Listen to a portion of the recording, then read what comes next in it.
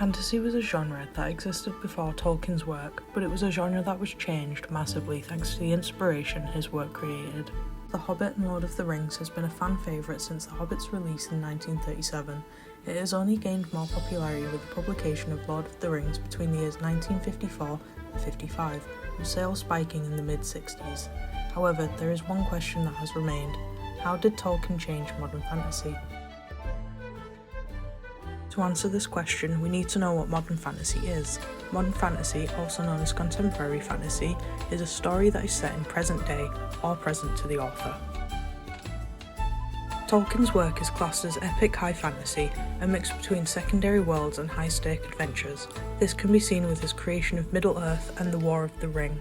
The Lord of the Rings film trilogy also received around 475 awards out of a total 800 nominations, making it the film series with the most awards in history so far. Return of the King also received all 11 awards it was nominated for. In case you don't know the story of The Hobbit and Lord of the Rings, here is a quick rundown. The Hobbit is set in the years 2941 to 2942 and follows the main character Bilbo Baggins, a hobbit who resides in Bag End in the Shire, as he is recruited by Gandalf the Grey to embark on an adventure. I'm going on an adventure!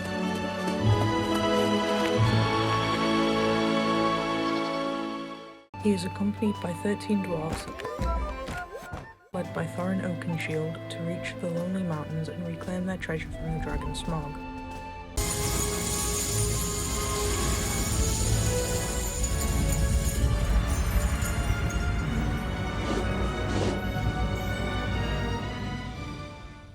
This is where he finds the One Ring and learns of its power before stealing it from its previous owner, Gollum.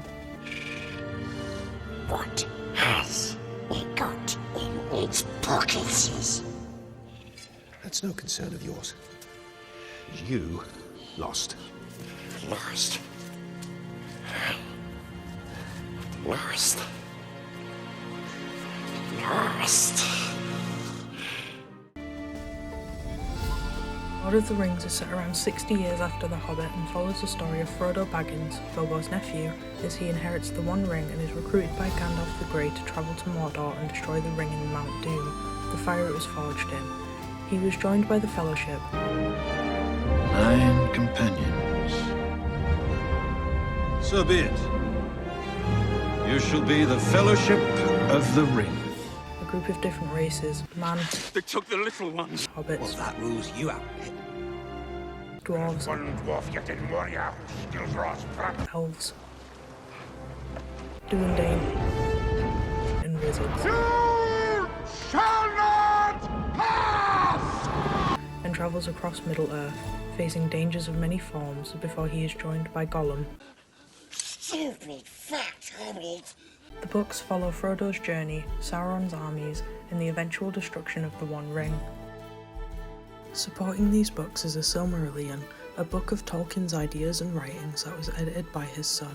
It is a book that explores and explains the history and myths of Middle-earth before The Hobbit, focusing on the creations of Earth, the fall of Melkor, the battle of the First Ages, and the history of the elves.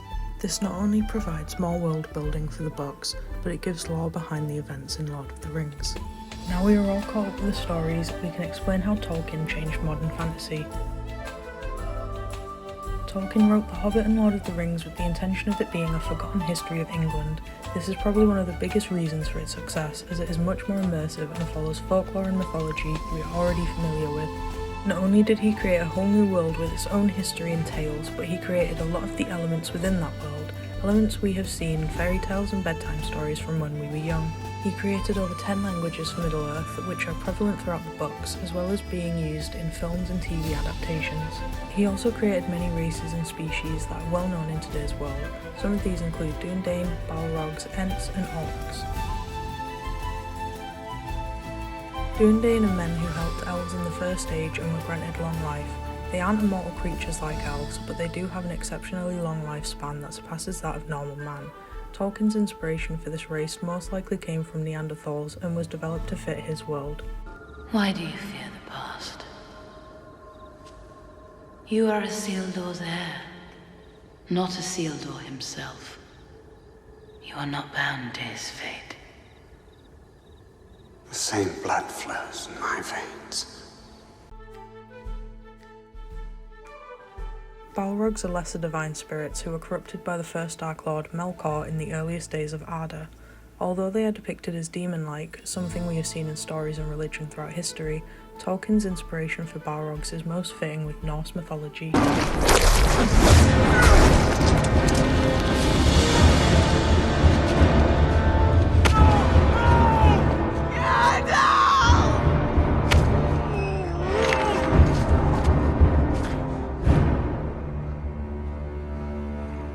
Fly, you fools!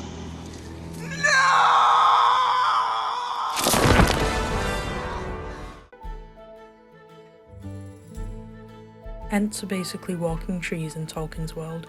They are protectors of the forest and have a history with the elves. Tolkien's inspirations came from the Greek mythology as well as his own personal love for trees and nature. He wanted to immortalise this in his work, hence his creation of Ents. There is no curse in Elvish, Entish, or the tongues of men, for this treachery.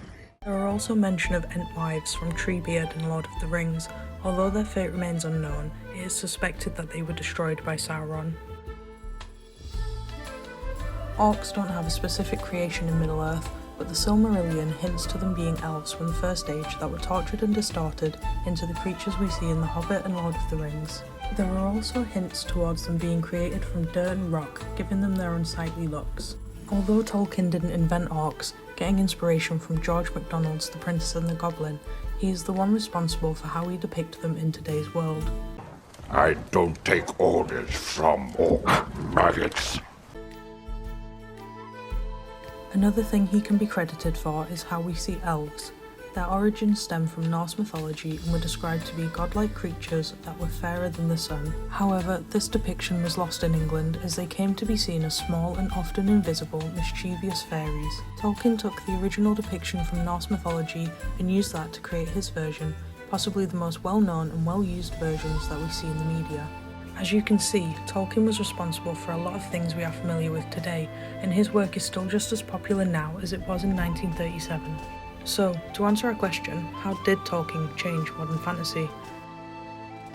Well, to say he changed it would be too much of an understatement for the amount of world building and history he created. We can see similarities from his work in works such as Harry Potter, Dungeons & Dragons, World of Warcraft, and an endless list of creations made over the years. He didn't just change modern fantasy to be what we know it to be now. He paved the way for future authors, directors, and storytellers. He created modern fantasy. Tolkien was the one to break the mold and create something people just hadn't seen before. He set the standard by creating new worlds, lore, species, languages, and so much more.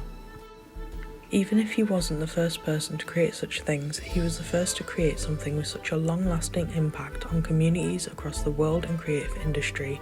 It is a standard that, in my opinion, is yet to be met to such a successful and enjoyable degree.